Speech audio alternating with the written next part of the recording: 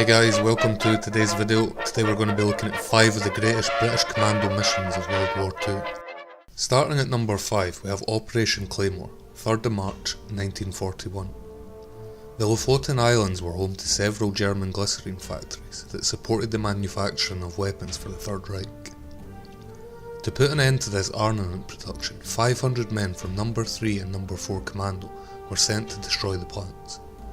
After a 3-day journey where seasickness ravaged the men, the British arrived on the 4th of March. They lowered down onto thick ice. The commandos stormed into the German compounds, completely surprising the Wehrmacht soldiers stationed there. Advancing through the chilly environment, the commandos swiftly rounded up the defenders and set charges on factories, military buildings and ships. 225 Germans were taken prisoner with the loss of no commando. The mission was such a success that the British saw the event as an ideal opportunity to poke fun at the Nazis. Lieutenant R.L. Wills sent a mocking telegram to Adolf Hitler in Berlin, saying, "You said in your last speech German troops would meet the British wherever they landed. Where are your troops?" If the operation couldn't have gone well enough, as an added bonus, the commandos came across some spare rotors for a German Enigma machine, which were sent straight to Bletchley Park for study by Alan Turing and his team. The commando raids in Norway had a significant effect on the Third Reich's war machine and had important knock-on effects within other theatres of war. They provided an opportunity to gather intelligence through captured prisoners and restore British morale. The forays helped capture a set of rotor wheels for an Enigma machine and its codebooks. This meant that the British could read German rival naval codes at Bletchley Park, proving the crucial intelligence that helped British convoys avoid German U-boats. And at number 4 we have Operation Colossus, 14th of February 1941. In February 1941, 35 men from number 2 Commando were dropped into the heart of Axis Italy. The mission was one of sabotage, and the objective was to destroy a railway viaduct in the Apennine Mountains of North Naples. The Trajano Aqueduct was the water supply for 3 Italian ports, and the operation was led by Major T. Pritchard, who trained his troops for Colossus from nearby Malta. Along with the main raid, a diversionary attack was carried out in Foggia to draw the Italians away. Back in Trajano, the commandos had dropped in and the explosives were armed and ready to go. The huge explosion successfully eliminated the aqueduct, but the raid soon got difficult as the extraction of the men became tricky. The original plan was to evacuate the commandos via submarine, 60 miles away, but this idea had to be abandoned when the extradition site was discovered by the Italians. There were no plans for an alternative method of withdrawal, so the men were forced to split into 4 groups and escape across the countryside on foot. Slowed down by the need to stay hidden in farms and small villages, they were soon all captured. The Italian spy and interpreter Fortunati Picci, who was working for the British, was tortured and executed, while the others were sent to POW camps. The mission was a success, but the aqueduct was soon repaired, nullifying the damage of the explosion and the mission. However, the operation proved that commandos could and would cause havoc behind enemy lines for the remainder of the war. And at number 3 we have the Bruneval Raid, 27th of February 1942. In previous attacks on this radar station in northern France, flak gun emplacements had nullified the impact of bombing squadrons.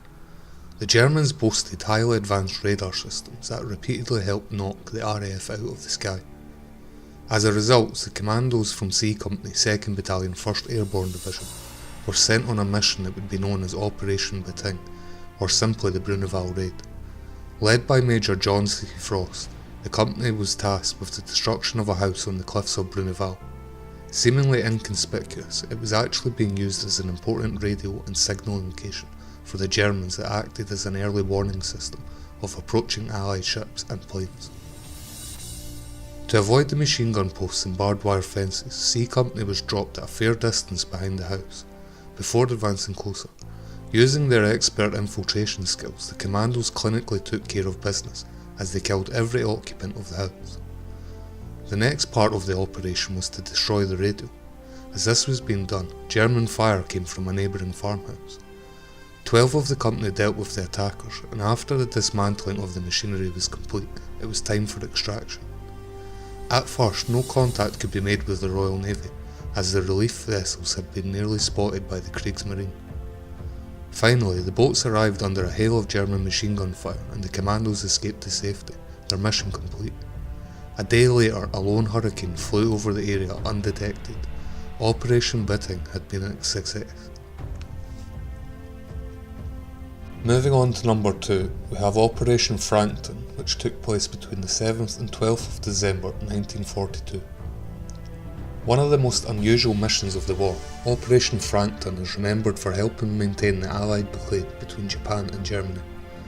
The idea of using canoes for infiltration behind enemy lines came from the British witnessing the excess of the Italian canoes in December 1941, which did major damage to the battleships Elizabeth and Valiant. By 1942, the Allied blockade on Germany was becoming less and less effective, especially at the port of Bordeaux. After deliberating the more conventional forms of assault, it was decided that canoes would be the method of attack. Split into 2 divisions, the objective was to destroy German ships in the harbour.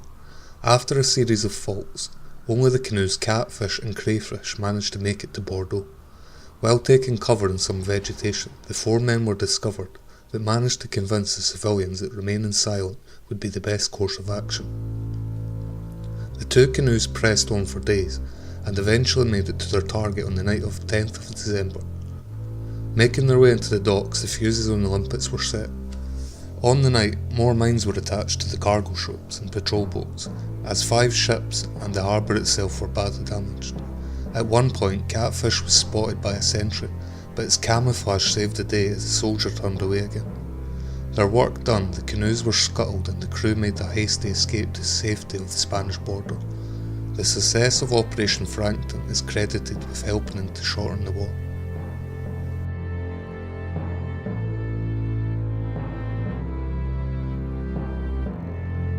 And last, but certainly not least on our list, we have the Saint Nazaire Raid, 28th of March 1942. One of the finest acts of courage in the whole of World War II, the raid on Saint Nazaire was a true gamble. The best way to hurt the Kriegsmarine was to destroy its dockyards, so the port became a key target for the British in what would be known as Operation Chariot. The tricky part of the attack was reaching the harbour, as it was not exposed to open sea, so the commandos would have to navigate an 8-kilometre estuary as well as avoid a multitude of German anti-aircraft flak guns.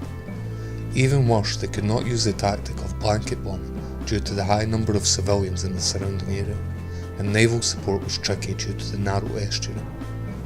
Under the command of Lord Louis Mountbatten, the decision was taken to pack the destroyer HMS Campbelltown full of explosives and ram its full bunk into the dock, while men from the 1st, 2nd, 3rd, 4th, 5th, 9th and 12th Commando rowed alongside the vessel in small motor launches.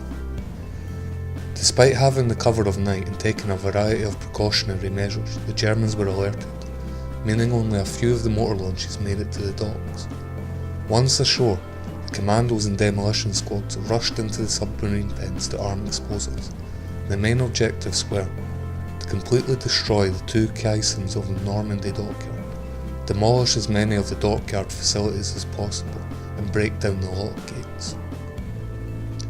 After Campbelltown exploded, the Saint Nazaire dry dock was rendered inoperable for the rest of the war. This severely limited the ability of the German surface fleet to operate in the Atlantic and threaten the convoys of which Britain depended.